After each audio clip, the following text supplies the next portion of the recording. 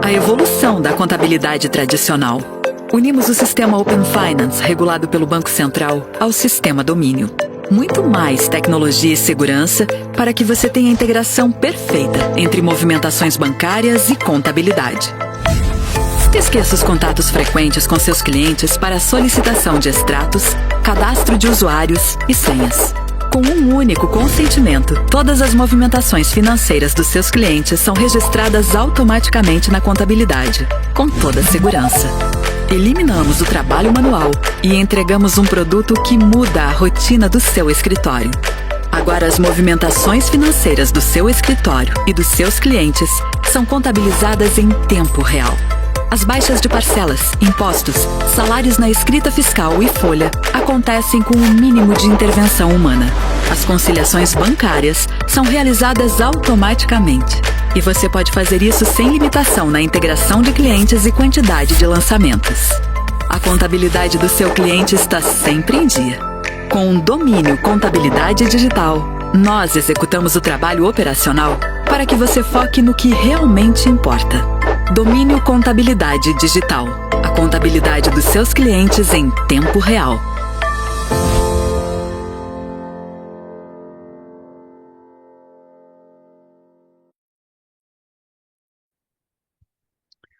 Boa tarde, pessoal. Tudo bem com vocês? Estamos aqui para mais uma sessão de treinamentos da Central de Soluções Domínio da Thomson Reuters. E no dia de hoje a gente vem para dar seguimento, no nosso curso de reforma tributária. Então a gente vem investindo bastante nesse tema, que é a reforma tributária. A gente está aí no ano de 2025, que é o ano da preparação para a reforma tributária, A partir do ano de 2026 a gente já tem a entrada, o início da transição da reforma tributária. Então a gente vem trazendo, essa série de conteúdos aí para vocês. A gente já teve até o momento 3 aulas, Tivemos uma aula de introdução à reforma tributária, uma aula do simulador da reforma tributária, também trouxemos aqui uma aula com o Felipe Guerra, para falar sobre a apuração do IBS-CBS, considerando os novos CSTs. E hoje a gente vai trazer a 4ª aula, para falar aí sobre a regulamentação da reforma tributária, que é o que a gente vem indicando que era uma das legislações que faltavam, Então a gente tinha a emenda constitucional que foi promulgada lá no final de 2023, Ficamos o ano todo de 2024 com o Congresso Nacional discutindo a regulamentação da reforma, que foi aprovada no final do ano de 2024 e teve a lei sancionada agora no início de 2025. Então a gente hoje está trazendo aqui para esse treinamento, um convidado também bem especial que vai estar falando sobre tudo isso. Daqui a pouco eu apresento ele aqui e ele vai poder se apresentar também aqui para vocês conhecerem, esse novo parceiro que a gente trouxe aqui para a Central de Soluções. Já estou vendo a Jéssica comentário no chat. Boa tarde, essa reforma ainda vai dar muito trabalho, Isso aí, então a gente vai ter bastante trabalho aí pela frente, Mas vocês que estão participando dos treinamentos aqui com a gente já estão dando um passo à frente também, Já estão começando a entender um pouco mais sobre a reforma para que seja um pouco mais tranquilo, quando ela entrar de fato em vigor. Só queria dar uns recadinhos para vocês primeiramente, Deixa eu pegar aqui a tela da Central de Soluções já para passar aqui algumas informações para vocês. Então a gente disponibilizou, o conteúdo aí o material, do treinamento de hoje a gente disponibilizou na Central de Soluções, Eu vou mandar o link para vocês, ó. Se a gente pesquisar por reforma tributária aqui na Central de Soluções, a gente tem aqui a agenda do curso de reforma tributária, E nessa solução aqui que eu vou estar enviando para vocês agora, ó, material do treinamento. Mandei ali no chat para vocês. Vocês conseguem vir aqui nessa solução.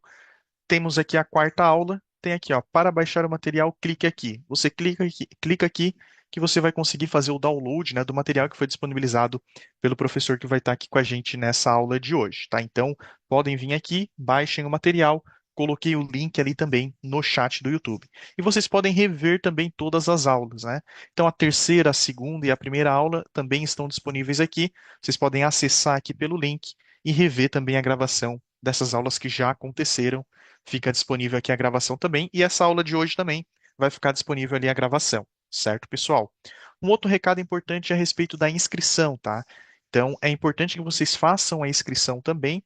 né? Eu coloquei lá no comentário fixado do chat do YouTube, é o primeiro comentário, fica bem lá no topo do chat, né? Um link, e quando vocês acessam esse link, vocês vão cair nessa página aqui, ó, que é a página de inscrição de treinamento. Tem alguns treinamentos aqui para você se inscrever, né? O treinamento de Reinf, ele concluiu hoje a formação completa, né? Tem um treinamento aqui de folha, mas essa quarta aula de reforma tributária está aqui embaixo. Você vem aqui, clica, preenche as suas informações e faz a sua inscrição também aqui para esse treinamento de hoje. Beleza, pessoal? Então a gente deu aí os recadinhos iniciais, né? Agora eu já vou convidar aqui, né, o nosso convidado especial aí para essa sessão, que é o Alessandro Spielborg, que é um advogado, né, e também palestrante, tem ações aí relacionadas à reforma tributária também, né? Ele vai estar aqui com a gente no dia de hoje, falando um pouquinho mais sobre a própria Lei 214 de 2025, né, que trata da regulamentação da reforma tributária. Então, convido aí o professor Alessandro a entrar aqui com a gente e também abro aí para ele se apresentar aí também e falar um pouquinho mais dele, né, para que todos, quem não conhece ainda, passe a conhecer e depois a gente já inicia aí a sessão também.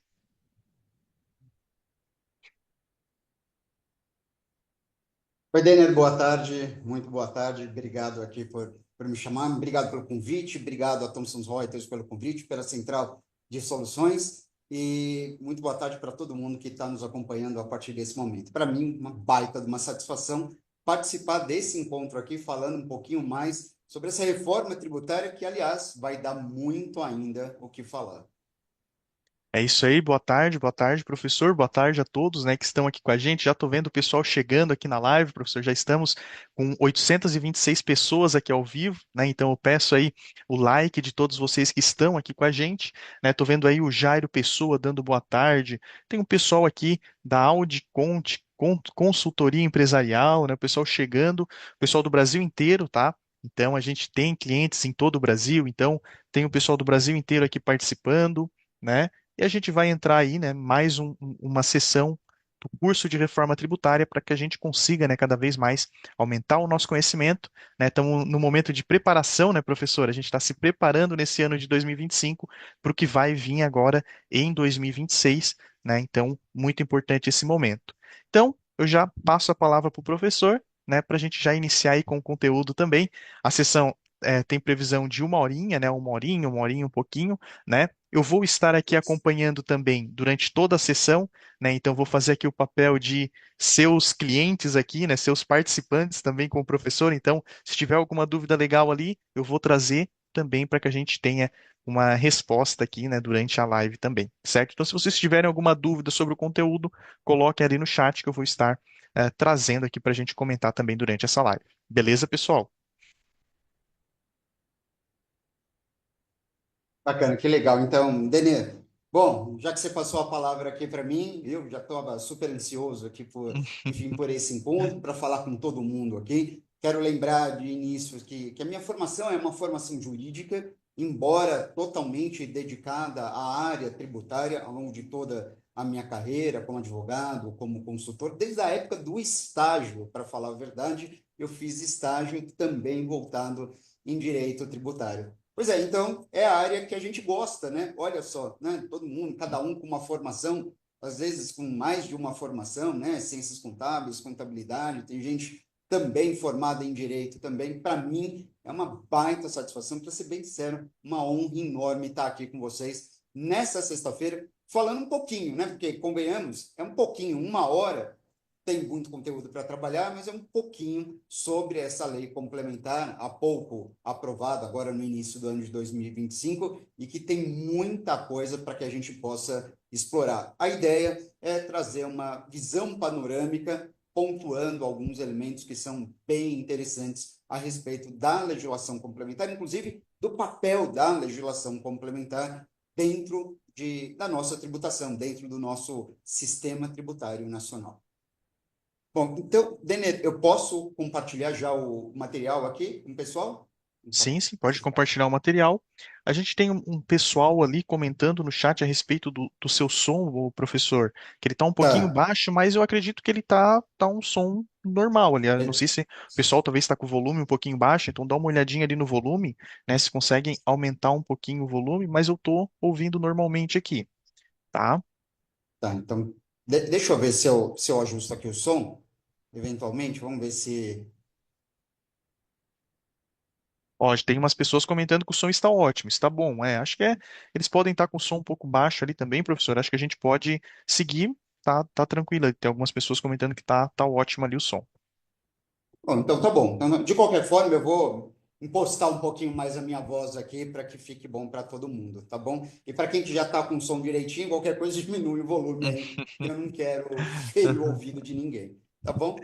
Vamos lá, então. Bom, como o Denner já anunciou antecipadamente, eu preparei um material muito exclusivo, já oferecido via plataforma, para que vocês todos possam baixar. Fiz isso com muito carinho mesmo, e eu vou explorar esse material justamente para dar mais dinamismo a essa breve apresentação a respeito da Lei Complementar de número 214. Vamos lá, então? Olha só, eu já vou compartilhar aqui a minha tela com vocês para ficar mais fácil, portanto, vou ficar no cantinho por favor, assim, é um material bem ilustrado, tá? E, portanto, o mais importante mesmo é o material, é a carinha do material aí na tela de vocês.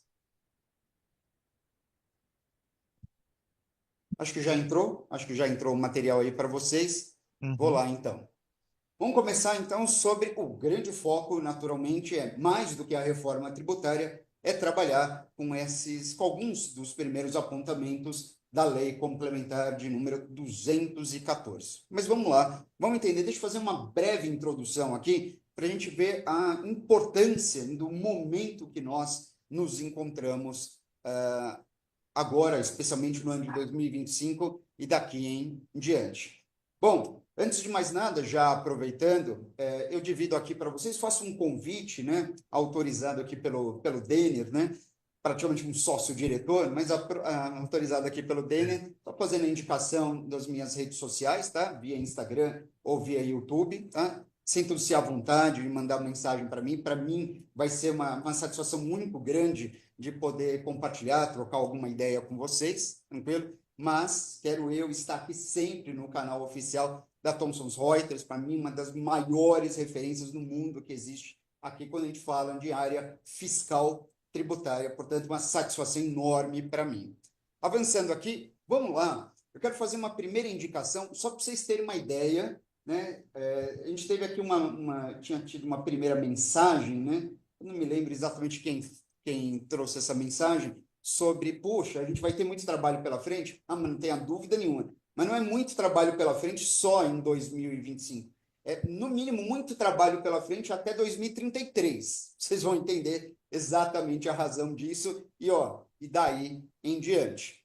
Bom, eu quero citar um estudo feito pelo Instituto Brasileiro de Planejamento Tributário. Um estudo bastante interessante. Após 34 anos de Constituição Federal, eles revelaram alguns números, digamos, curiosos, sobretudo sobre legislação e sobre legislação tributária. Entre esses números, veja que após 34 anos de vida da nossa Constituição Federal, ou seja, a lei maior, a lei máxima que existe aqui no país, mais de 7 milhões de normas foram publicadas. Não são só tributárias, não, tá? Calma. Não, esses 7 milhões de normas não são só tributárias. Mas o que dá uma média ao longo de todo esse tempo de 829 normas por dia. Das normas de natureza tributária, a gente está falando de 466 mil normas, o que dá uma média de 2,26 normas tributárias por hora, considerando apenas dias úteis. Aí você diz assim, puxa, pensa só nisso, só nesse cenário. Olha que interessante.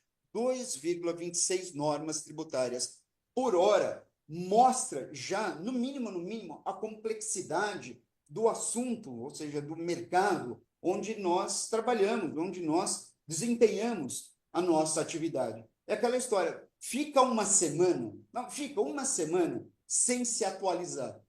Olha a quantidade de novas normas que certamente vão surgir para você. Não dá para a gente ficar parado em absoluto né? A Thomson Reuters faz um trabalho aqui excepcional, trazendo todas as novidades, assim, praticamente ao vivo, online, então logo publica. Isso é fantástico. E a gente precisa disso. A gente realmente precisa disso. Isso está comprovado em números. Pois é. Bom, e esses números tendem a crescer naturalmente. Vamos avançar um pouquinho aqui. Avançando um pouquinho, é claro que de todas essas normas, eu quero destacar algumas informações interessantes sobre as razões pelas quais a reforma tributária tanto demorou para acontecer.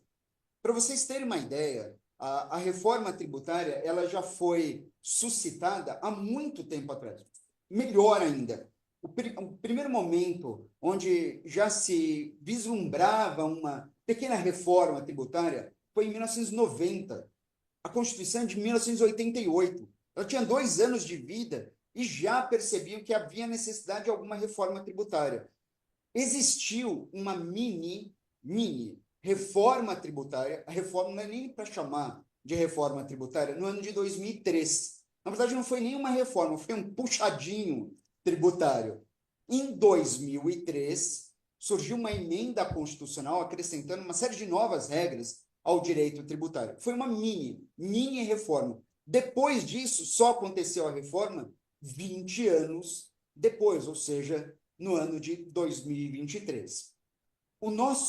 A nossa economia, de acordo com a legislação, ela sempre foi dividida através desses 5 grandes segmentos: comércio exterior, patrimônio, produção, circulação e renda. E a gente reconhece isso ainda hoje. E sobre isso, a gente ainda vai trabalhar por muito tempo, isso é verdade. Agora, como eu apontei aqui, quais foram algumas dos principais obstáculos pelos quais a reforma tributária não aconteceu antes? Porque eu não tenho dúvida que você, que já está acompanhando toda essa revolução na área fiscal tributária, já ouviu falar sobre reforma tributária em tempos passados. Você diz, realmente, por que demorou tanto? Se sempre foi tão necessário assim? Olha só, eu vou colocar aqui, pelo menos, 4 pontos e fazer comentários muito rápidos nesse sentido.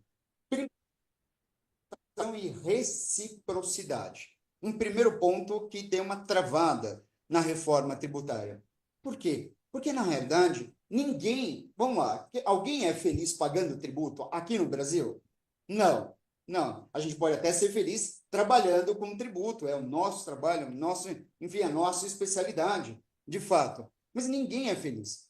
Por quê? Porque o tributo aqui sempre teve uma característica muito forte de ser um tributo sempre com uma natureza contributiva, ou seja, é sempre a gente contribuindo para com o fisco, para com o governo, e nunca conseguindo enxergar, de fato, a contrapartida desses valores. Você concorda comigo? Se eu pergunto para você assim, pô, você paga o IPVA, mas o que você esperaria? Eu esperaria que pagando o IPVA, pagando imposto de renda, pagando IPTU, pagando tantos impostos, eu esperaria, por exemplo, que eu tivesse uma segurança pública de muita qualidade, um transporte público excepcional, que eu não precisasse, por exemplo, investir tanto em educação, que tudo isso fosse público.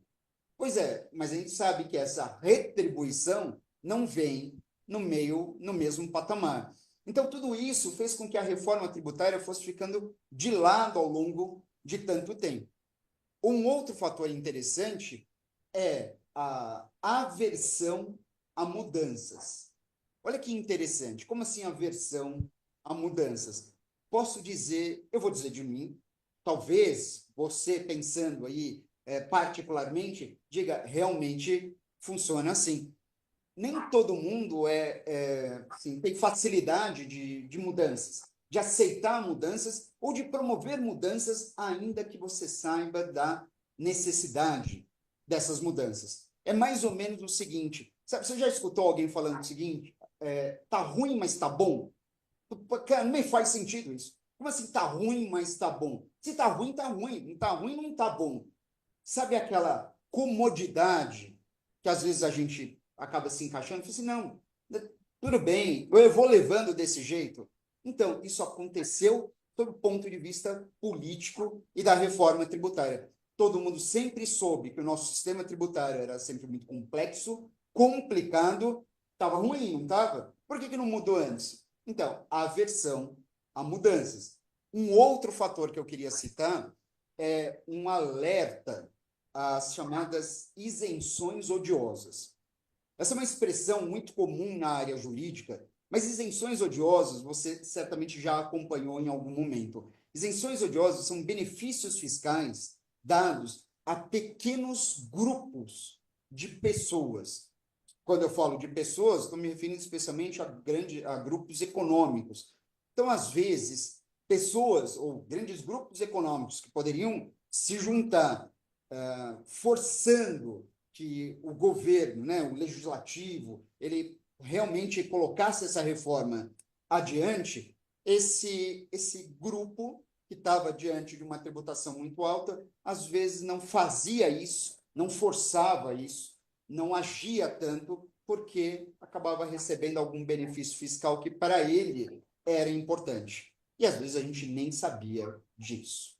Pois é, isso naturalmente fez com que a reforma tributária não tivesse a força necessária ao longo dos anos. E um outro fator é exatamente esse, só que aí aliado a uma população muito mais abrangente. Quando eu me refiro aqui à tributação e superconfiança, o histórico de benefícios fiscais. Pergunto para você rapidamente. Escuta, quantas vezes alguém não chegou assim para você e disse: olha, eu realmente não recolhi o tributo, e você, inclusive, com a sua experiência, o que recomendou? Falei assim: peraí, espera um pouquinho, porque provavelmente ao final do ano, ou em um determinado mês, deve ser publicada uma anistia, deve ser publicado algum perdão, e aí você regulariza diminuindo muito a carga tributária que você deve. Verdade ou não é? Então, pode responder aí para você, pode responder no chat. É verdade isso. Isso é um histórico, isso é cultural aqui no país, seja sob o ponto de vista municipal, estadual ou federal. E digo mais, eu não estou me referindo, por favor, tá, a governo A ou governo B. A gente não está aqui para discutir política. Isso é um cenário histórico, independentemente de quem estava na liderança, enfim, à frente do nosso governo, ok? Vamos lá. Bom, dito isso, avançando aqui mais um pouquinho, o que no final dos contos fez com que a reforma tributária saísse? Quais eram os alvos da reforma tributária? Complexidade na nossa legislação, sem sombra de dúvida, tá? Um alto grau de litigiosidade, ou seja, são inúmeros, centenas de milhares de processos judiciais discutindo, sobretudo, temas tributários. E isso trava o judiciário. Um dado interessante: o Conselho Nacional de Justiça, que é um dos grandes órgãos do Poder Judiciário, ele indicou, numa das últimas pesquisas publicadas, que o principal processo que mais trava o nosso judiciário é um processo de execução fiscal. Verdade. E execução fiscal, o que você imagina? Execução fiscal dá para cobrar um monte de tipo de coisas, mas sobretudo tributos. Sobretudo tributos. E, pois é, alto grau de litigiosidade. Por quê? Por conta da complexidade da nossa legislação. Está tudo muito amarrado. O que mais que a gente tem? A insegurança jurídica, naturalmente, né? Mais do que isso, desestímulo a investimentos. Quanto mais complicado e pouco transparente for a nossa legislação, menos as pessoas se sentem incentivadas a investir no país, seja gente de fora ou seja mesmo aqui no país. Prejuízos à competitividade, naturalmente, isso tudo eles desejaram combater e é importante, tá? Tensões federativas, ou seja, quando você tem, naturalmente, a guerra fiscal, isso gera uma tensão federativa muito grande, guerra fiscal, sobretudo em municípios entre municípios, estados entre estados, conflitos de competência. Quando eu falo conflitos de competência, esse é um ponto, gente, muito interessante. Quem nunca se deparou com uma situação onde você se perguntou: putz, será que esse meu cliente ele está sujeito realmente ao ISS ou é ao IPI? Será que esse meu cliente ele está sujeito ao IPI ou o ICMS? Ah, e esse ICMS eu tenho que pagar para o estado A ou para o estado B? Isso são conflitos de competência. Diz aí, quem nunca se deparou com um conflito de competência, com uma confusão como essa? Você, nem a gente, mesmo trabalhando diariamente com isso, às vezes a gente para e fala, cara, se encaixa em que tipo de situação? Pois é, reforma tributária, necessário ou não? Muito. E um último ponto, naturalmente, a falta de transparência. Isso sempre foi uma tônica do sistema tributário nacional e ainda hoje permanece, mas esse é um dos principais fatores que fizeram com que a reforma tributária realmente fosse adiante. Bom, citando esses inúmeros fatores aqui, pensa aqui comigo. Em que momento dessa grande reforma, eu diria dessa revolução tributária, nós nos encontramos? O que eu vou apontar aqui para vocês é uma breve, digamos, uma breve régua, tá bom? Do momento onde a gente se encontra.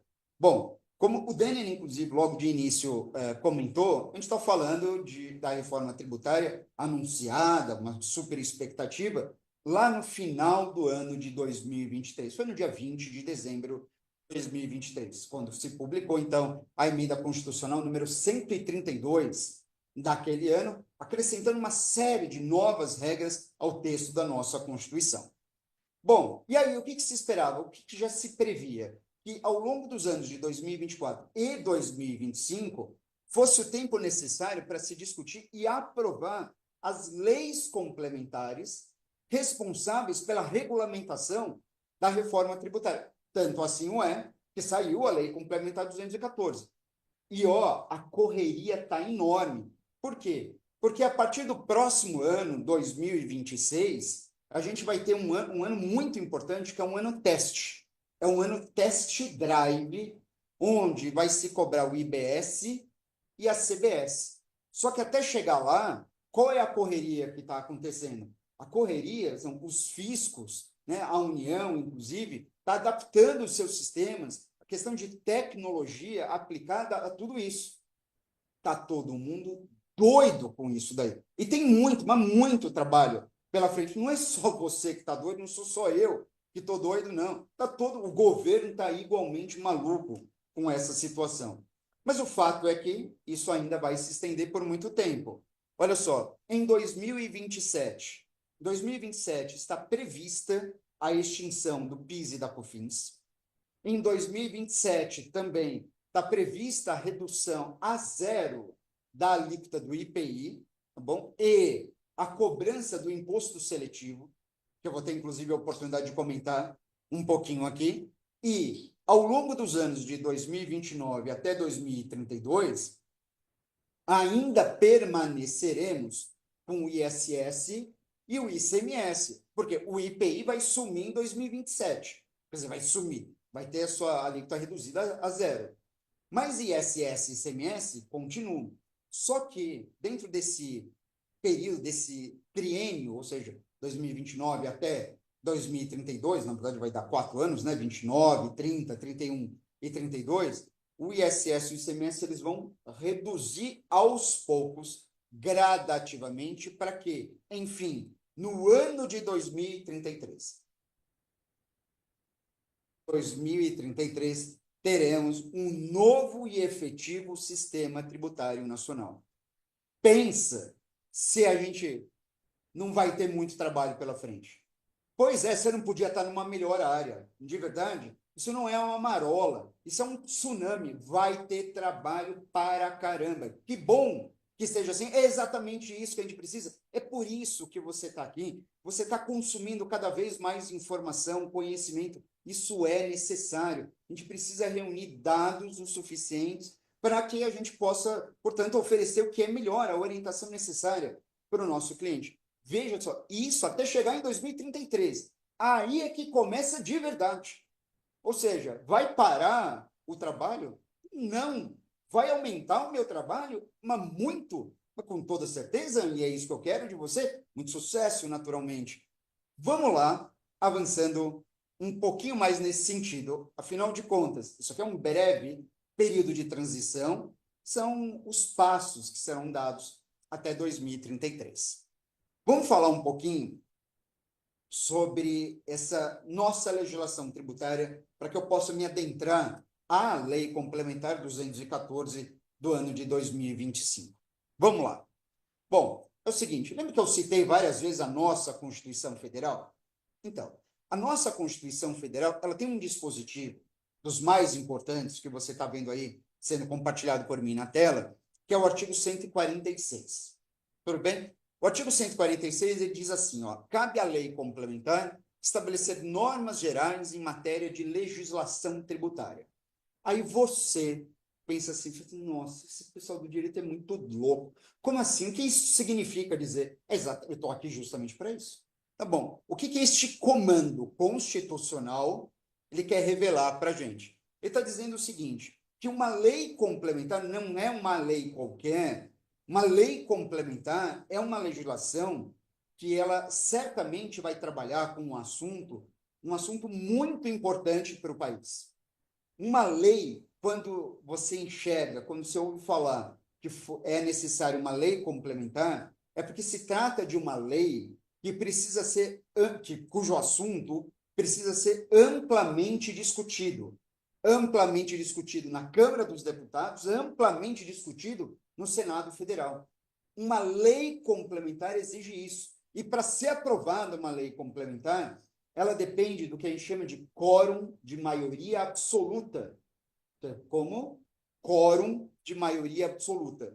Ou seja, para você, pode discutir quanto for, mas uma legislação como essa, complementar, só é aprovada se mais que 50% de todo mundo que existe na Câmara dos Deputados e no Senado Federal, quando mais de 50% votam a favor dessa legislação. Isso assegura uma ampla discussão e pelo menos mostra que todo mundo teve que trabalhar e muito, pelo menos para votar a favor ou contra. Isso é muito diferente de uma lei ordinária. Uma lei ordinária não precisa de todo mundo assim para aprovar. Uma lei ordinária depende de quórum de maioria simples. Uma lei ordinária, que é uma lei regular, é uma legislação que, para ser aprovada, ela depende apenas das pessoas que estão lá no plenário, dos presentes, de todos aqueles que estão lá, eu só preciso de 50% dos presentes mais um. E aí consegue aprovar uma lei ordinária. Imagina um assunto super importante para o país, onde estão presentes no plenário, vamos imaginar, 20 pessoas e 11 votam e aprovam um assunto super importante. Você concorda comigo que isso não teria sentido? Isso traria uma insegurança enorme para o país? Pois é, por isso da importância de lei complementar. Legislação tributária, temas tributários, assuntos tributários, né, o nosso manual do direito do tributário, manual da tributação, digamos assim, ele depende de lei complementar. Quem é que faz as vezes dessa lei complementar aqui, que a Constituição falou que precisa estabelecer essas normas gerais? Essa legislação vocês conhecem muito bem. É o Código Tributário Nacional. Esse desenho que eu coloco aqui para você é o Código Tributário Nacional. Ele é dividido em duas partes. Essas partes a gente chama de livro 1 e livro 2, tá bom? E dentro de uma dessas partes, a gente tem essas normas gerais de direito tributário. Está no livro 2 do CTN. Se você quiser ter uma ideia, isso começa a ser explanado a partir do artigo 96 do Código Tributário Nacional. Aí ele começa a falar de normas gerais de direito tributário. Sendo que agora você me pergunta, mas escuta, pode me esclarecer o que são normas gerais de direito tributário? É claro, normas gerais de direito tributário são esses 4 grandes assuntos aqui indicados para você. Ou seja, falar sobre como vai funcionar a nossa legislação, isso é uma norma geral, versar sobre obrigação tributária, explicar, por exemplo, os mais diversos tipos de responsabilidade tributária, isso também é uma norma geral. Crédito tributário, sabe o lançamento, quando você recebe essa documentação acerca de lançamento, Se você quer saber se aquela cobrança tributária ela realmente ela pode prosseguir ou se aquela cobrança tributária está suspensa. Para se suspender uma cobrança, para paralisar uma cobrança, para extinguir uma cobrança, ou até mesmo para excluir uma cobrança tributária, tudo isso depende de crédito tributário, tudo isso depende das regras previstas no Código Tributário Nacional. E, por fim, mas não menos importante, está dentro do CTN, como normas gerais de direito tributário, as principais regras sobre fiscalização tributária, fiscalização, investigação tributária, sigilo bancário, sigilo fiscal, está tudo em lei complementar. E mais, dívida ativa.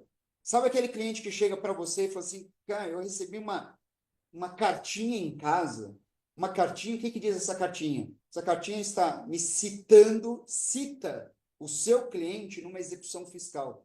É porque o seu cliente teve uma dívida tributária inscrita em dívida ativa. Quem explica isso? Código Tributário Nacional. Está tudo dentro de administração tributária. Em resumo, o que eu quero dizer aqui para você sobre esses assuntos é que o Código Tributário Nacional enxergue o Código Tributário Nacional como o manual da tributação aqui no país. Mas esse manual não vale só para a União. Esse manual vale para a União, vale para os estados, vale para o Distrito Federal, vale para qualquer canto do país. Qualquer tributo, municipal, estadual ou federal, ele vai estar sujeito a essas normas gerais, que são os pilares da cobrança tributária, previstas no Código Tributário Nacional. Ok? Ótimo. Estou avançando aqui. Eu estou avançando aqui a toque de caixa justamente porque estou ansioso para chegar nessa lei complementar que a gente está esperando. E ela já vai chegar aqui. Deixa eu só colocar aqui os meus petrechos aqui na tela. E olha só, quais são os principais? Eu destaquei alguns, mas tem muita coisa ainda, né? A nossa lei complementar que regulamentou a reforma tributária, ela é super extensa. Tem um monte de coisa. Mas alguns itens eram realmente preocupantes e são, de certa forma, trabalhados na lei complementar. Como as razões que levaram à reforma, que eu já fiz um comentário, a substituição desses 5 tributos, que eu vou aproveitar para explorar um pouquinho mais, esses 5 tributos que serão substituídos por outros 3, não é? O que mais? Existe, é algo que eu nem vou hoje caminhar por isso, para esse lado, mas existe toda uma nova tributação sobre patrimônio. É um ponto muito interessante para a gente falar, mas muito interessante. Tá? Eu coloco aqui apenas um breve resumo da nova tributação sobre o patrimônio, sobretudo impactando no IPVA, no ITCMD e no IPTU. Ok? Tem mais ainda. Ainda pensando nesse panorama da reforma tributária, naturalmente, o novo sistema dual do IVA, isso é único no mundo. Existe IVA, claro, em vários países, mas em vários. Isso o Brasil não está inovando. O Brasil inova no sistema dual do imposto sobre valor agregado. E que a gente vai entender melhor hoje, naturalmente, mas tem que continuar esse estudo. A incidência por fora, tão desejada por muito, muito tempo. Quantas vezes você já tentou explicar para alguém a diferença entre um tributo incidir por dentro e um tributo incidir por fora? E, muito provavelmente, dependendo de quem fosse, na verdade, o seu espectador, não ia entender. Não conseguia entender o cálculo feito na nossa tributação. É verdade, não é? Estou falando mentira? Não. Incidência por fora. Pois é, agora tem incidência por fora. Por fim, alguns dos regimes específicos aprovados. Então, a gente tem vários regimes. Existem regimes específicos e existem regimes diferenciados. São coisas separadas, tudo bem? Dentro desses regimes específicos tributários, então, a gente tem indicado pela lei complementar combustíveis, lubrificantes, serviços financeiros, hotelarias, cooperativas, enfim, foram receberam a regulamentação sempre tão desejada, as cooperativas, parques temáticos, restaurantes, enfim, aviação regional, enfim, todos esses segmentos aqui, tributários próprios, específicos, que funcionam para eles. E existem outros regimes que são diferenciados. Aí uma outra história, talvez para um outro momento, para um outro encontro. Mas dito isso, superada essas questões, vamos lá. Vamos trabalhar um pouquinho com o sistema dual? Pode ser? Então vamos lá. Vamos de sistema dual. Aqui. Sistema dual, o que a gente está falando? Bom, para ver o sistema dual de tributação, é porque eles miraram em 5 tributos para cortar a cabeça.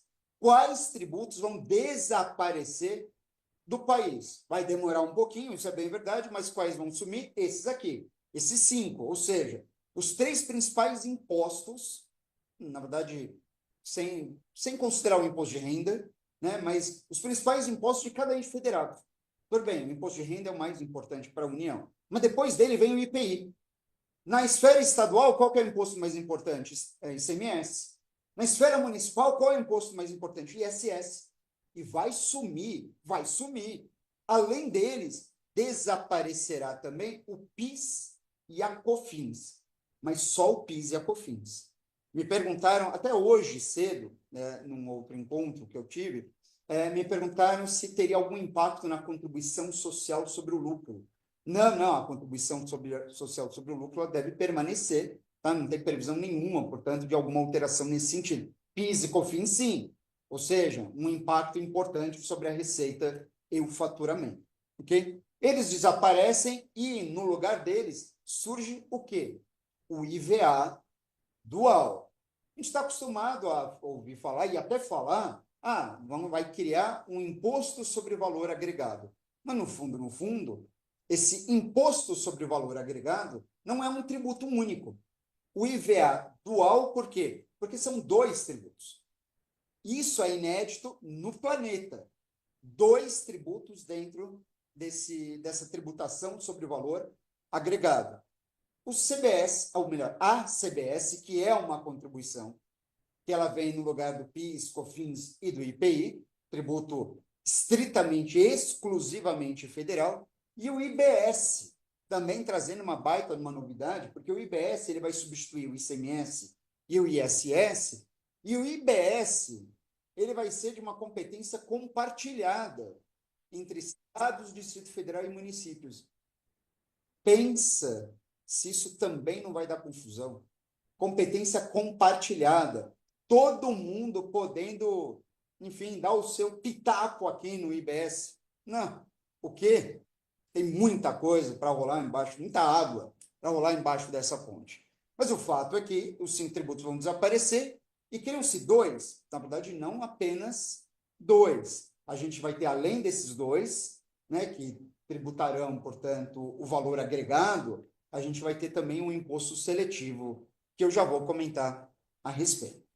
Mas olha só, diante disso, acerca do IVA dual, vocês devem estar acompanhando, todo mundo, né? Você está prestando atenção aqui, sobre essa questão de alíquota de referência e alíquota padrão. É um assunto bem interessante, não é? Pois é, tem muita coisa para ser vista aqui, mas a gente precisa primeiro bem se localizar. Eu preciso entender qual que é o mapa primeiro. Primeiro você precisa saber onde você está e quais são os caminhos que você tem para realmente poder fazer as perguntas mais importantes ou receber o questionamento do seu cliente para pelo menos conseguir indagar a Thomson. Você fala assim, eu preciso de uma solução para isso. Pois é, Dene está aí, inclusive, para anotar tudo. E, vamos lá.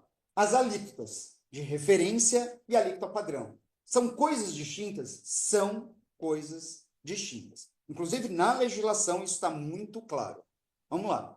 A Constituição Federal já fez alusão a essas alíquotas, a esses 2 tipos de alíquotas que funcionarão para o imposto sobre bens e serviços. Tá bom, vamos lá.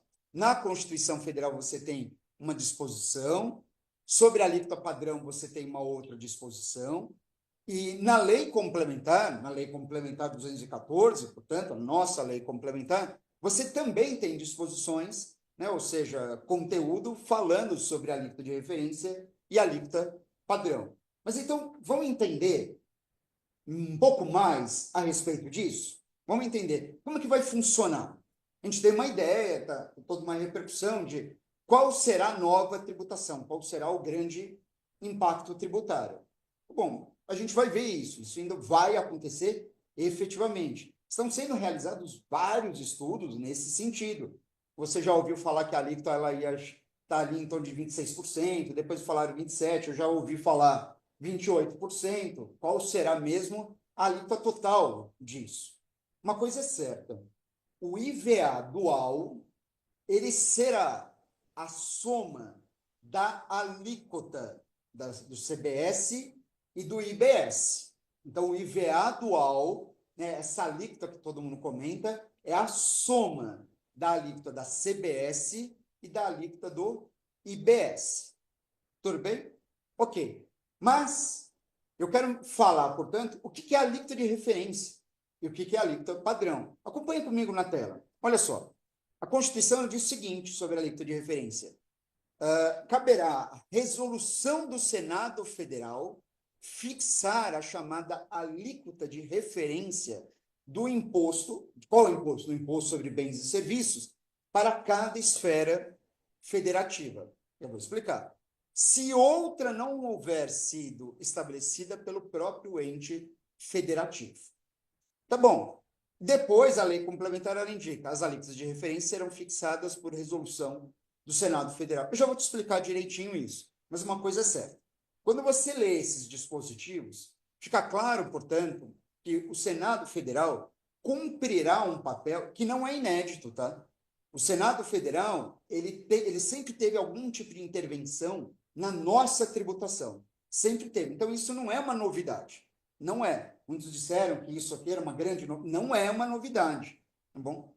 Então, quer dizer, o que o Senado Federal ele vai fazer? O Senado Federal, apoiado pelo Tribunal de Contas da União,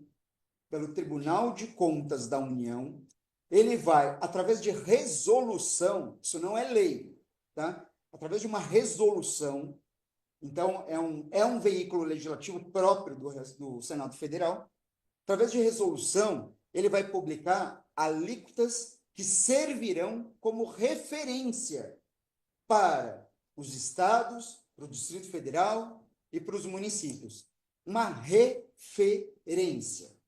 Mas é só uma referência. É o seguinte, é como se o Senado Federal dissesse o seguinte para o estado, para o Distrito Federal e para o município. Eu vou te dar uma ideia de quanto tem que ser a alíquota que você vai cobrar de IBS para que a tributação, para que a sua arrecadação que você tem hoje seja a mesma com os novos tributos. Você me entende? Eu vou repetir, tá bom?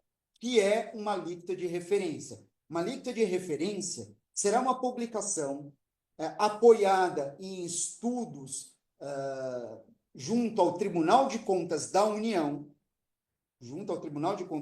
que tem, naturalmente, gente preparada para isso, onde eles vão indicar para os estados, para todos os estados, onde eles vão indicar para o Distrito Federal, onde eles vão indicar para cada um dos municípios qual que tem que ser a alíquota do IBS se eles quiserem manter a mesma arrecadação que tem hoje. Mas é só uma referência. É o que eu te falei.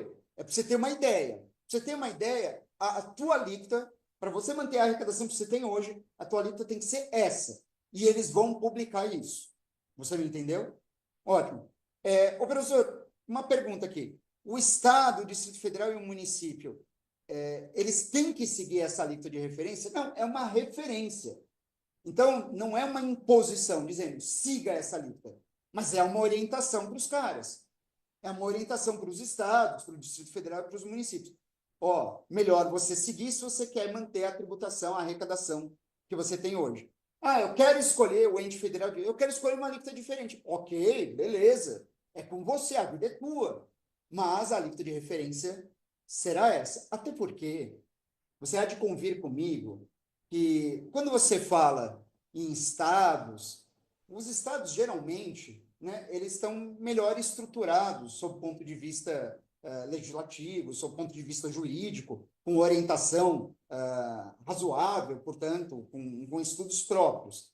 Mas se você for para a esfera municipal, sobretudo para a esfera municipal, tem município que não tem nem orientação jurídica regular.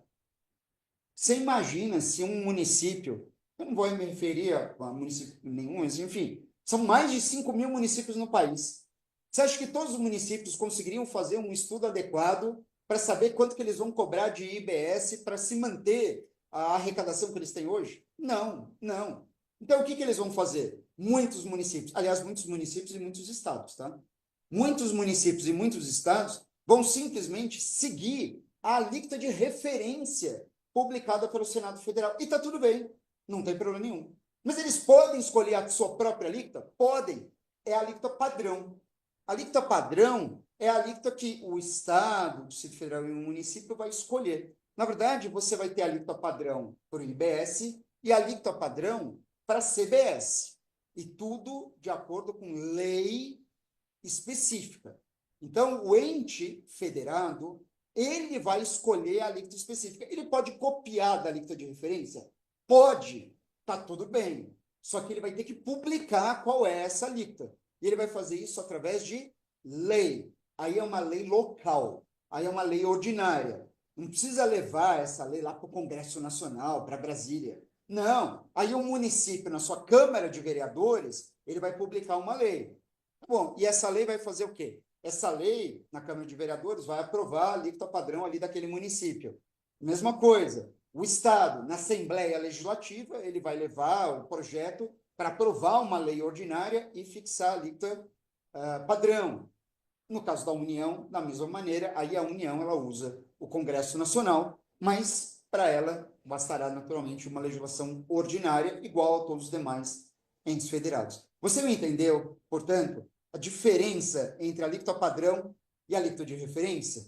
Bom, quer dizer, a alíquota padrão ela pode simplesmente copiar de referência? Pode, e está tudo bem. É o que muito provavelmente vai acontecer na maior parte dos casos. Ok? Legal.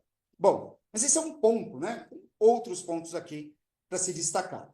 Um ponto interessante para se destacar, um dos outros pontos para se destacar, é a questão do cálculo por fora e o cálculo por dentro, que você provavelmente tão bem conhece e já tentou explicar isso para outras pessoas, e as pessoas incrédulas falam, não é possível que funcione assim. Pois é, o que as pessoas imaginam na nossa tributação? Exatamente esse cenário. Eu vou comprar lá um sapato, custa R$100, vão imaginar que a tributação seja equivalente a 20%, então o preço final do sapato vai ser de 120. Concorda comigo? Assim, para a maior parte da população, é assim que funciona. É desse jeito. Mas é assim que funciona no país até hoje? Não, né? Nunca foi. Concorda comigo? Nunca foi. Tenta fazer a conta ao contrário. Tenta fazer a conta ao contrário. Você pega a alíquota, quando você vai ver sobre o valor do produto, nunca chega naquele valor. Você não é possível. Por quê? Porque no país, o cálculo sempre foi por dentro. Não é mesmo? O cálculo sempre foi por dentro. Ou seja, de uma forma muito simplória aqui da minha parte, então me perdoe aqui a todos vocês que têm uma super formação contábil, né? Mas, eu sou advogado, né? Então, matemática não é exatamente o meu forte, então, por favor. Mas, você concorda comigo que, em linhas gerais, a explicação é essa. Ou seja, um sapato a R$20, com uma tributação de 20%, aí você pensa assim, bom, tá, e agora, se a tributação é de 20%, quanto que eu vou pagar ao final? Pera, a base de cálculo do tributo vai ser o valor do produto mais o valor do próprio tributo. Ou seja, a base de cálculo, concorda, não vai ser de R$120? A base de cálculo. Então, eu vou aplicar o tributo sobre o valor total da operação. E aí vai dar quanto? 20% sobre o valor total da operação vai dar 124. E o cara tenta fazer a conta e fala que não é possível, mas 124, se eu pago R$124, como é que o tributo é de 20%? Isso porque, quantas vezes você já disse que, não, pera, a alíquota nominal é de 20%, mas a efetiva é sempre maior do que isso. Quer dizer, cálculo por dentro é a tônica da tributação no nosso país e ainda assim permanece. A reforma tributária, especialmente regulado pela Lei Complementar 214, diz agora com CBS, com IBS, o cálculo vai ser por fora, vai ficar muito mais nítido, ou seja, vai ficar muito mais transparente a nossa tributação. Muito mais transparente. A ideia é essa. Aliás, aqui entre nós, se alguém ouviu falar que a reforma tributária tinha por objetivo reduzir a carga tributária, posso dizer para você, esse nunca foi o objetivo. O objetivo a um prazo curto ou médio prazo nunca foi reduzir a carga tributária. Não, mas para que a reforma tributária, então? A reforma tributária nunca foi para isso. A população, ela sempre teve uma impressão de que a carga tributária era muito alta, e sempre foi, não há dúvida nenhuma. Mas nem isso ela conseguia enxergar exatamente qual que era o impacto da carga tributária naquilo que ela consumia no dia a dia. Com a reforma tributária, a população vai ter certeza do impacto da carga tributária.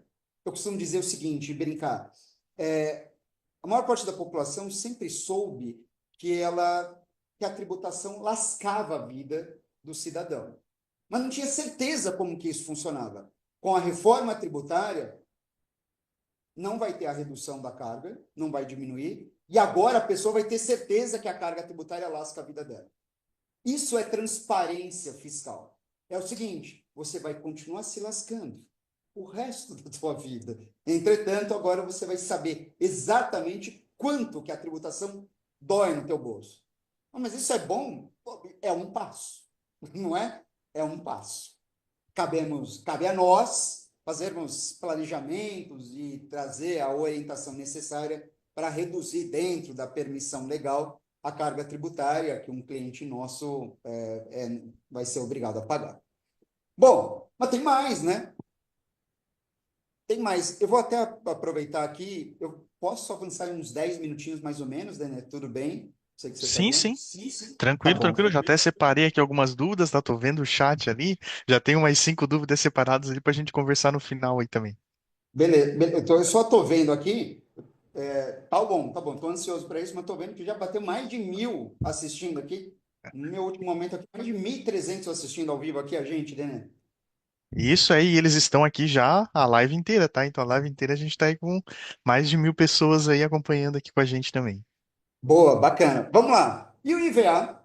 IVA. Eu vi que muita gente, inclusive, foi a live com o Felipe Guerra, muito, muito legal, muito boa. E ele estava demonstrando ali, através da sua planilha do Excel, como que o IVA será calculado. Na verdade, o que eu trouxe, na verdade, com base nos elementos trazidos pelo governo, exatamente essa fotografia de como vai acontecer, de como mais fácil fica a tributação e como você tem certeza que a tributação foi feita de forma adequada. Vamos lá, vamos imaginar, né? Assim, em linhas gerais, e sem entrar em grandes particularidades aqui, mas a regra da nossa tributação através do IVA ela vai acontecer nesse formato. Então, vamos imaginar essa cadeia produtiva que aqui está para você, partindo do produtor rural até chegar no consumidor final. Eu vou levar em consideração uma tributação em torno de 25%. Tudo bem? Então, vamos imaginar que o IVA não vai ser essa alíquota. Vai ser uma alíquota maior? Vai ser uma alíquota maior. Mas só para facilitar minha conta, me ajuda, por favor, 25% de IVA somando, ou seja, 25% de IVA significa dizer que eu estou somando CBS mais IBS. Tá bom? Beleza. Chegamos em 25%. Então, vamos imaginar o produtor rural ali que ele vai vender o algodão a R$ 40, né? Entretanto, sobre isso tem uma tributação de 25%, o que dá R$ 10. Quer dizer, vai vender ao final a R$ 50. Correto? Ótimo. Chega na indústria de tecelagem. A indústria de tecelagem tem um custo ali, pretende vender o seu produto a R$ 60. Só que tem a tributação, R$ 15 de IVA. Qual que vai ser o preço de venda desse produto da indústria? Bom, é só somar 60 mais 15, 75 vai ser o seu preço de venda. Chega na fábrica de roupas. Chegou na fábrica de roupas, a fábrica de roupas funciona o seguinte, eu vou vender a minha roupa a R$ 100. Eu tenho que vender a R$ 100, mínimo. Esse vai ser o valor da minha roupa. Então, peraí, mas tem a tributação, 25%? Ah, é verdade. Então, qual que vai ser o preço pago por quem vai adquirir esse produto? R$ 125. Tudo bem até aqui? Ótimo. Quando chega na loja de roupas, você, não, peraí, eu comprei a roupa aqui a R$ 100, eu vou dobrar o preço disso aqui, eu vou vender a 200. Mas só que tem a tributação, 25%. Então, qual que vai ser o preço de venda mesmo? O consumidor final que for adquirir, ele vai ter que pagar por aquela roupa R$ 250. Ou seja, é sempre o valor do produto mais a tributação, soma simples, aritmética, R$ 250, tá tudo certo. É isso, ó, o consumidor final ele paga quanto? 250. E aí ele sabe que dentro do 250, 50 foi de imposto, 50 foi de IVA, vai ficar bem claro para ele. Sendo que o preço mesmo daquele produto que ele comprou foi de R$ 200. Tudo bem? Naturalmente, aqui a gente tem uma outra ferramenta, que não vai ser hoje que eu vou comentar, mas é algo muito interessante. A gente vai ter o split payment, né? Ou seja, uma baita de uma ferramenta para que o governo receba direto o valor da tributação. Entra nessa história toda aqui. Então, toda vez que você tiver a tributação via IVA, a gente tem a possibilidade da utilização, melhor dizendo, né? A gente vai ter o desempenho dessa ferramenta já registrado na lei complementar, que é o split payment. Ok. Vamos fazer a prova de que a tributação está funcionando direitinho? Sim. Vamos lá, vamos pensar aqui. Produtor rural, logo no início da cadeia produtiva, ele não tinha crédito nenhum, ele começou a cadeia produtiva, ele tem um débito de R$ 10, ele naturalmente vai pagar R$ 10. Ok. Chegou na indústria de tecelagem. Na indústria de tecelagem, o que acontece? Ela se acredita do valor pago na operação anterior e pode compensar com o valor ser pago na operação posterior, ou seja, ela tem um crédito de 10 e ela tem um débito de 15. Ela vai fazer uma apuração e pagar apenas a diferença. A gente está falando da aplicação do princípio da não cumulatividade. Ok? E assim segue. Fábrica de roupas. Qual que é o crédito da fábrica de roupas? O crédito da fábrica de roupas é o valor que incidiu na operação anterior, não o valor que foi pago, o valor que incidiu na operação anterior, de R$ 15. Qual é o débito dela? Qual que vai ser o IVA a pagar? O IVA a pagar é de 25. Mas quanto que efetivamente ela vai pagar? Só a diferença. Débito e crédito. Loja de roupas, mesma coisa. Crédito, o valor que incidiu na operação anterior. Débito, o valor que tem ali. Mas quanto que ela vai pagar? Ela vai pagar apenas a diferença, nesse caso, R$ 25. Será que isso vai funcionar direitinho? Vamos lá. Para você ter certeza se isso funcionou direitinho, é só você verificar quanto que foi de IVA pago ao longo da cadeia produtiva. IVA pago ao longo da cadeia produtiva, pago ao longo de toda a cadeia, vamos lá, na primeira etapa, R$ 10, na segunda etapa, mais 5, na terceira etapa, mais 10, 25, na última etapa, 25, totalizando R$ 50 de IVA.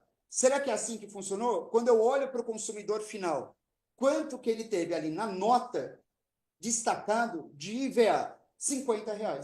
Bateu? Bateu. Essa é o que a gente usualmente tem falado de prova dos 9. Essa é a prova dos 9. Vai funcionar. É assim que vai funcionar. Se não bater o valor de IVA destacado ao longo da cadeia produtiva com IVA recolhido na última etapa, alguma coisa está errada. Alguma coisa não encaixou. Mas isso, gente, por regra. Por regra. Ok? Tá bom.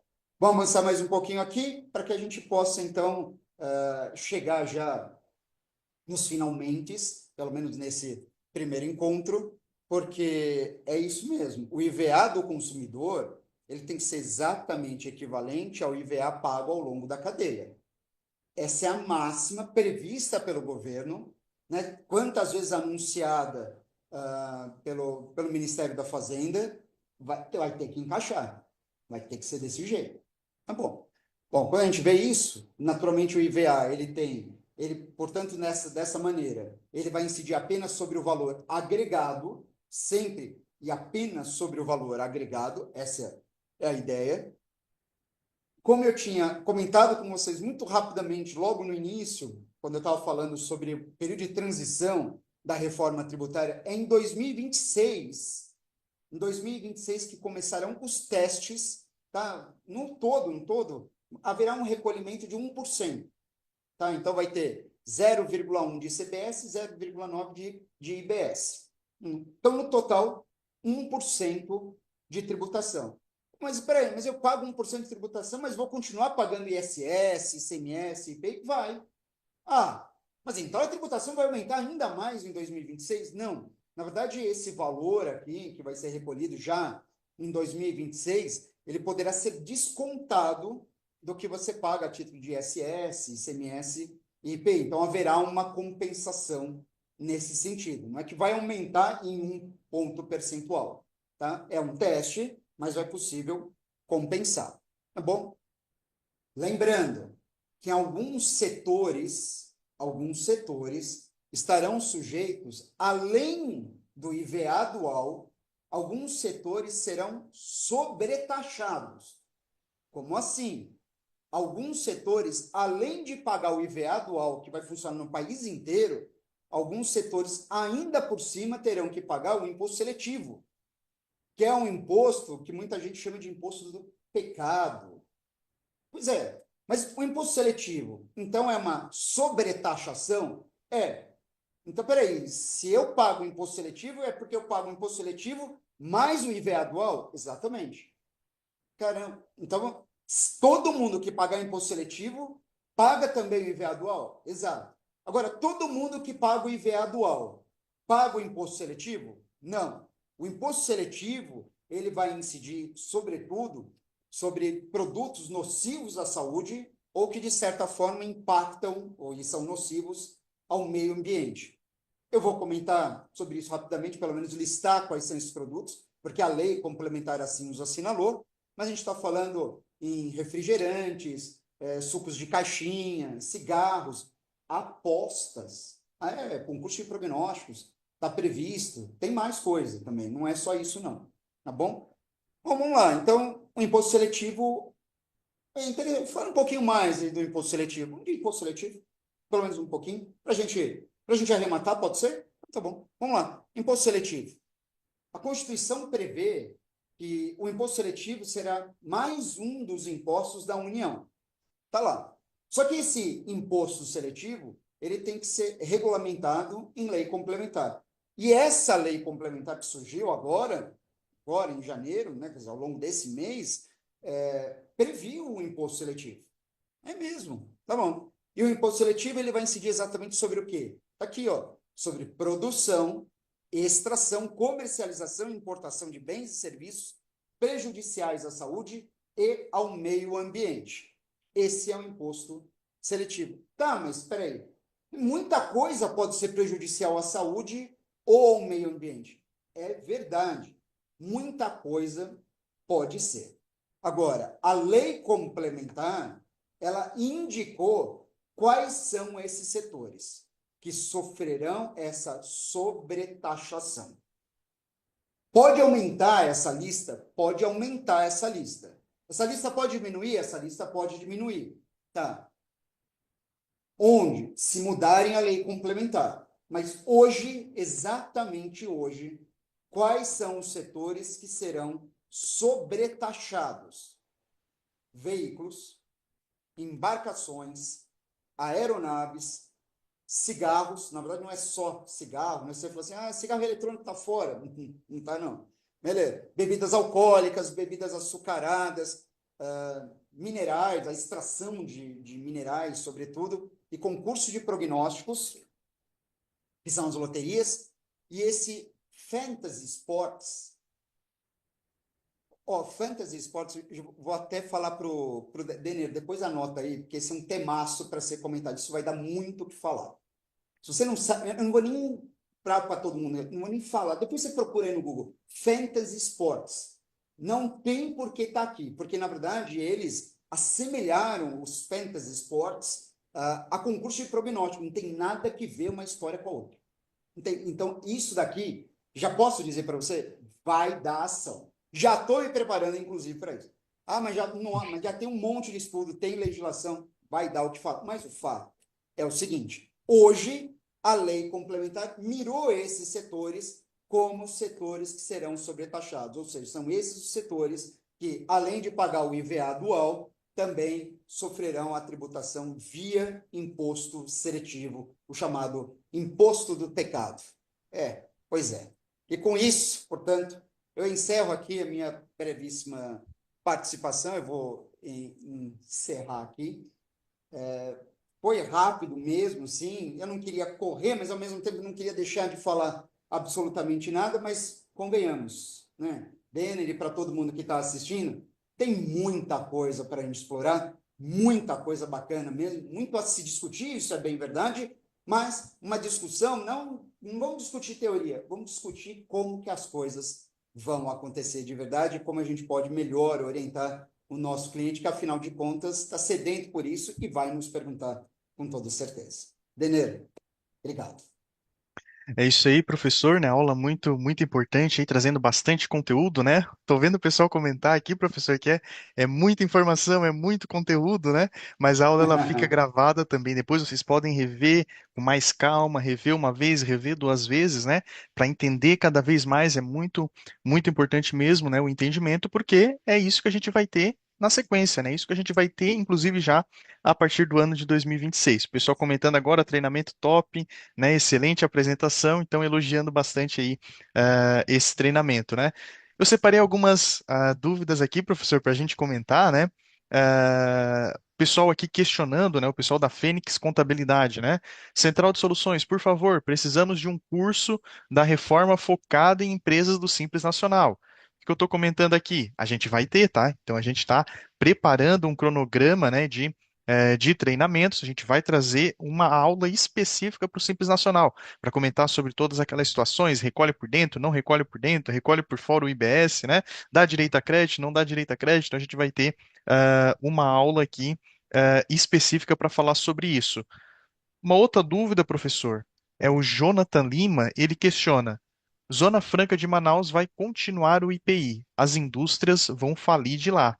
Né? Não sei se o professor quer comentar, né? Mas acho que o Jonathan não entendeu bem aqui a situação, né? Então, o IPI ele continua para os produtos que são produzidos na Zona Franca de Manaus, mas, né?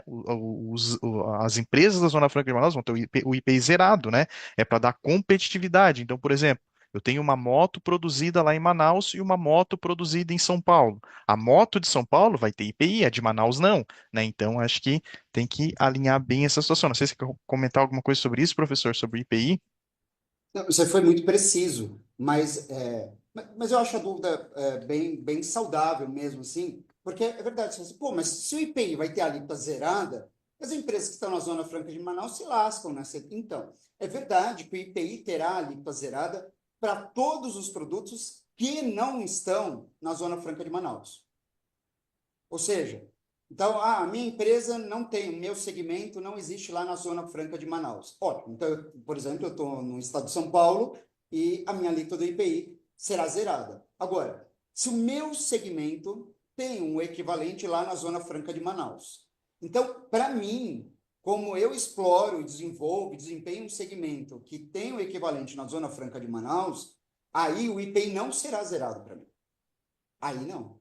Aí continua com o IPI. Então vão ter empresas que vão continuar na pegada do IPI? Exatamente.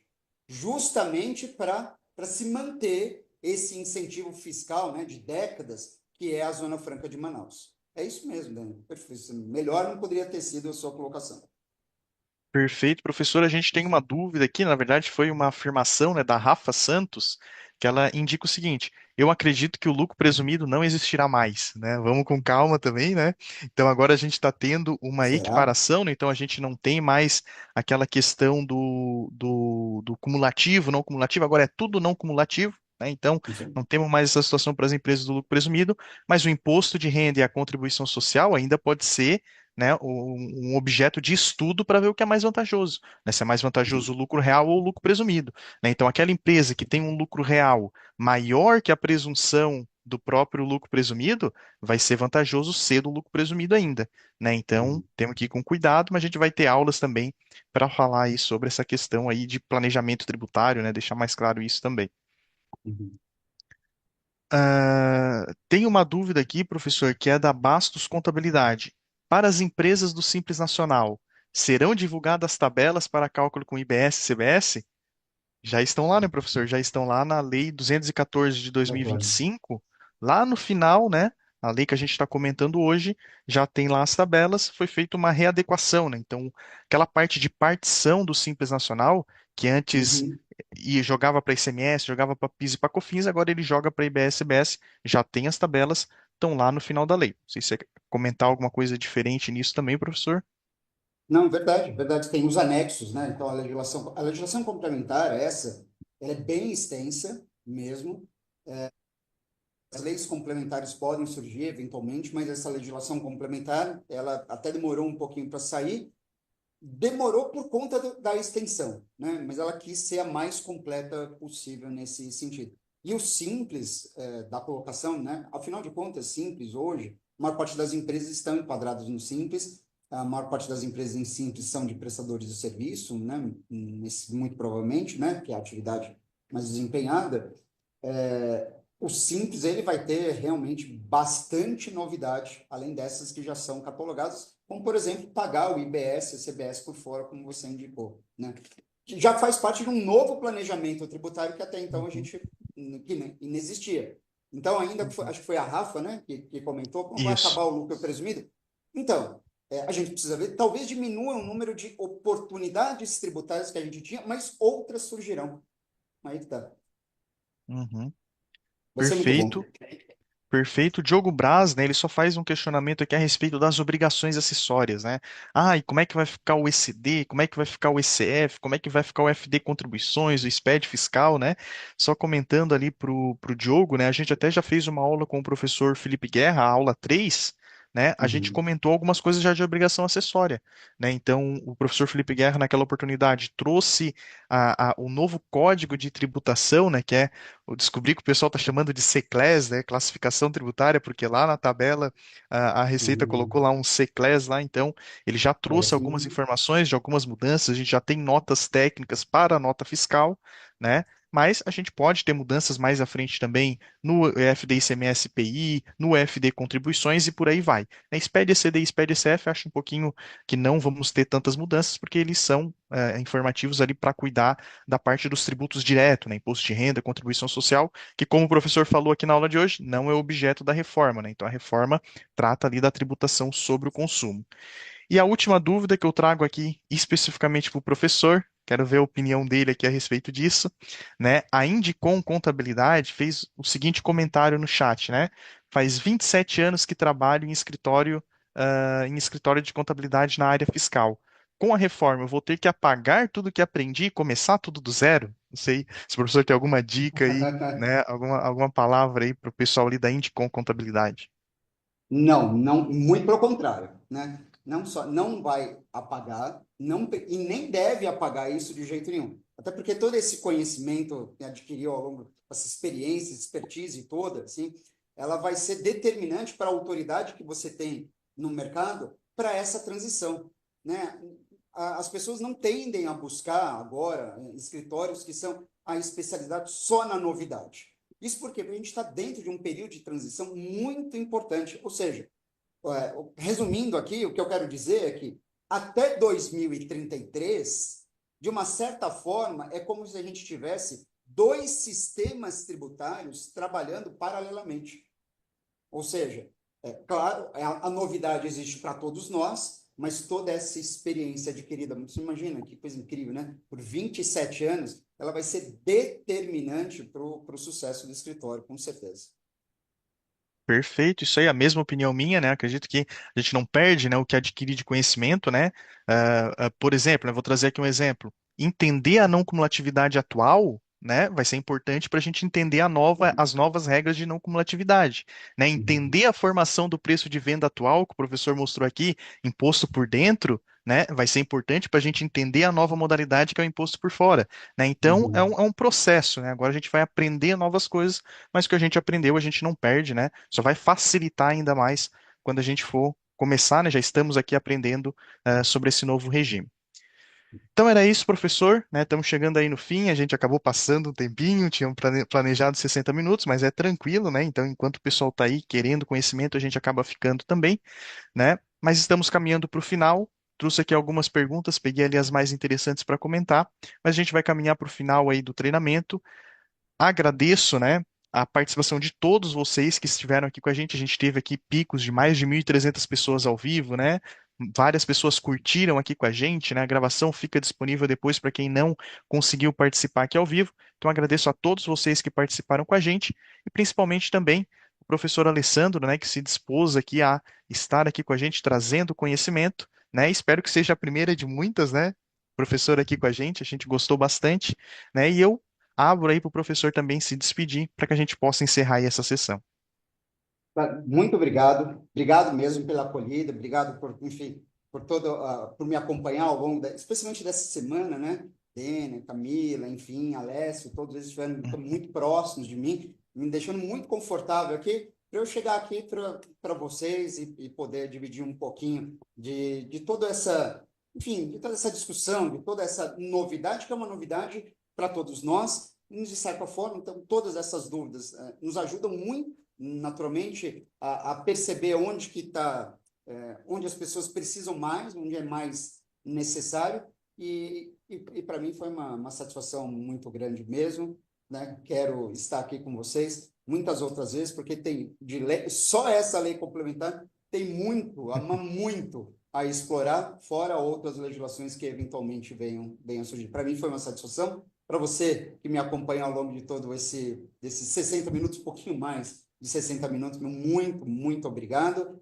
Lembrando que um material que eu usei na apresentação é um material que está na plataforma, né, da Thomson Reuters, na verdade, pela Central de Soluções. Você pode baixar esse material, enfim, aproveitar esse material. Eu cuidei para que esse material ele fosse bastante ilustrativo e, ao mesmo tempo, eu me ajudasse aqui no dinamismo dessa apresentação, e assim será em novos encontros que tivermos.